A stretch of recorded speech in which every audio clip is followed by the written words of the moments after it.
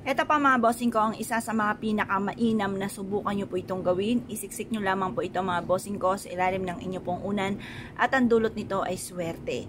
Tapos mag-wish na mula sa inyo pong puso. Pero syempre mga bossing, lagi nyo po tatandaan at paulit-ulit ko rin pong sinasabi, kung marami po kayong pangarap ay marami din ang pagkayod. Huwag pong aasa sa mga swerte dahil talagang sipag at tiyaga lamang po talaga mga bossing ko. Pero kahit tayo ay masipag, matyaga, nadadali pa rin ang mga kamalasan. Kaya diyan naman papasok ang mga pampaswerte para instead na kamalasan ay puro swerte naman ang darating. Ako pa mga bossing ko ay isa sa mga magpapatotoo na ako po ay sinuwerte po dito. Ako po ay simple lang naman ang mga wini-wish ko po mga bossing ko at ang daming blessing na dumating na hindi naman ako makapaniwala sa mga blessing na dumating mga bossing. Ngayon pa mga bossing, masasabi ko lamang kung ikaw po mga bossing ko ay isa sa mga mahilig sa mga pampaswerte at nais po itong gawin, lumarga po kayo dahil magdudulot po ito ng swerte tagumpay sa buhay po ninyo.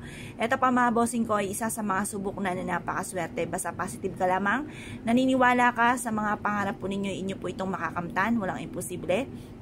At pagkatapos mga bossing ko, dagdagan nyo pa lalo ito ng, yun nga po, ng sipag at tiyaga. Kung ikaw po ay marami mga pangarap, ay kailangan po huwag kang titigil na hanggat hindi mo pa nakakamit ang inyo pong pangarap at subukan nyo po ito. Para yung mga kamalasan, mga pagsubok na maaaring dumating sa inyo ay hindi nyo po ito matambayan at ito po ay pagdadaanan lamang. Lahat ng tao ay may mga kanya-kanyang pagsubok. Iba't ibang istorya po tayo ng buhay. Walang tao na hindi dumadaan sa mga pagsubok. Para po malampasan kaagad, kailangan nyo po nito mga bossing bukod sa panalangin ng time team. Ngayon pa mga bossing, humarap kayo ng mga bandang 6:30 or kaya po ay alas 7. Mag-wish. Sabihin nyo po, sa pamamagitan nito ay makakabayad na ako sa aking mga pagkakautang. Sa pamamagitan nito, makakamit ko ang aking mga pinapangarap. Magkakaroon ako ng negosyo, nandito na ako yayaman. Ganon din po, magkakaroon ako ng malaking bahay, magkakaroon ako ng mga sasakyan. Basta mag-wish na kayo na mula sa inyo pong puso. At ikaw ay naniniwala na makakamtan nyo po ito at lalo nyo sipagan matapos nyo po itong gawin dahil may pangontra ka na sa mga kamalasan. Ngayon pa mga bossing, masasabi ko lamang mag-wish ka na ng todo-todo dahil libre po ang mangarap. Walang bayad po yan.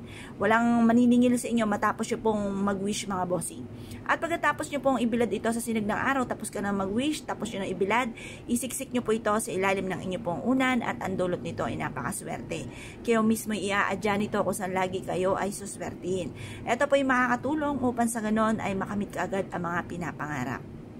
Ngayon pa mga bossing, kung kayo po naniwala at nais po itong gawin, lumarga po kayo at ito pa mga bossing ko ay mapapasin ninyo na nagagawa nyo yung mga bagay na hindi inaasahan na dito pala kayo ay magiging matagumpay.